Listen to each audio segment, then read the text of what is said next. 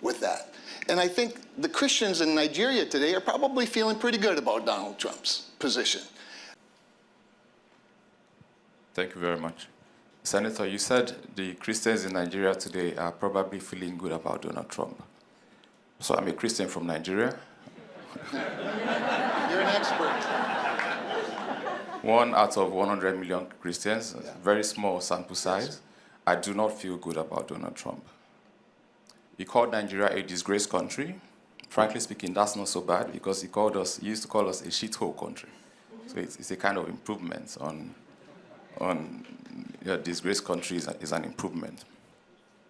Is there a better way, for instance, a decent way to offer help to someone?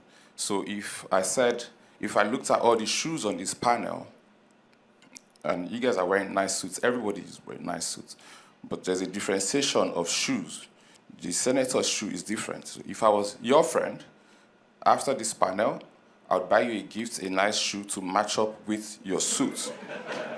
I wouldn't have to say anything about the state of your shoes that made me buy you those shoes. Is there a way that powerful countries can help less powerful countries, poor countries, without doing it in a way that leaves them worse off? For instance, America went to Libya.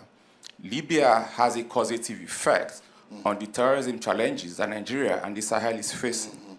I don't want to talk about the other places America went to. Let's just stick it to Nigeria. Since Donald Trump said what he said for Nigerian Christians, Christians have been abducted in the church in the northwest of Nigeria. Sure. Muslim students have been abducted.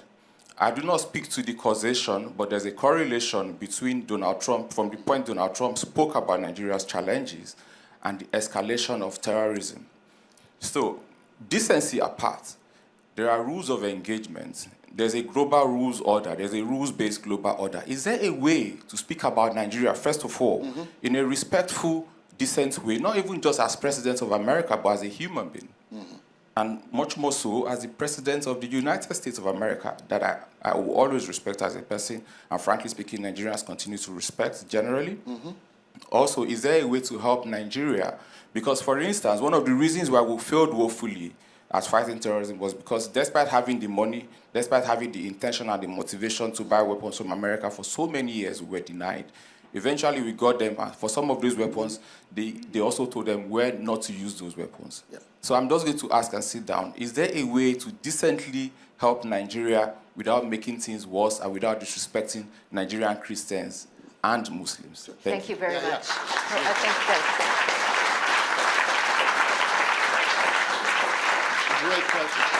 No doubt the answer to your question is certainly. And I want to address both things. First of all, the words do matter. They do. You were kind in suggesting, is there a way to do some things and not needing, to make things worse by the wrong words? The right words help.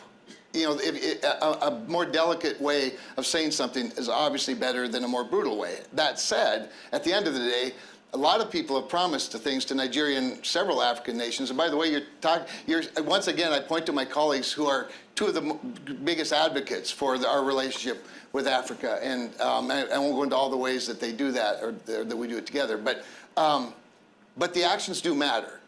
A lot of people will say the right thing and do the wrong thing. Other people will maybe say the wrong thing and mean to do the right thing. Is there a better way? Certainly. But one thing, your example is very specific and it's appropriate in your case.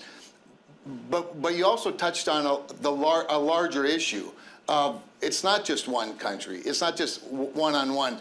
There was an earlier panel, I forget which one, that got to the point of, and it might have even been Senator King, I don't remember, but one of the senators spoke to America's retreat.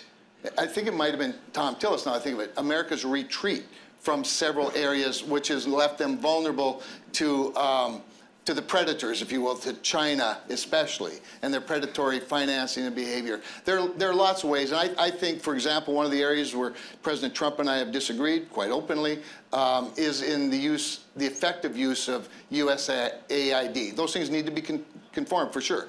But when we talk about democracy, and I talk about the difference in the United States as being more self-governed, he is a reflection of the country. All of our democracies, democratically elected leaders are a reflection of their country. And that's the pastoral role they should play at the higher level. But at the governing level, I think, globally speaking, aid to friends and would-be friends and possible friends is a bargain compared to munitions.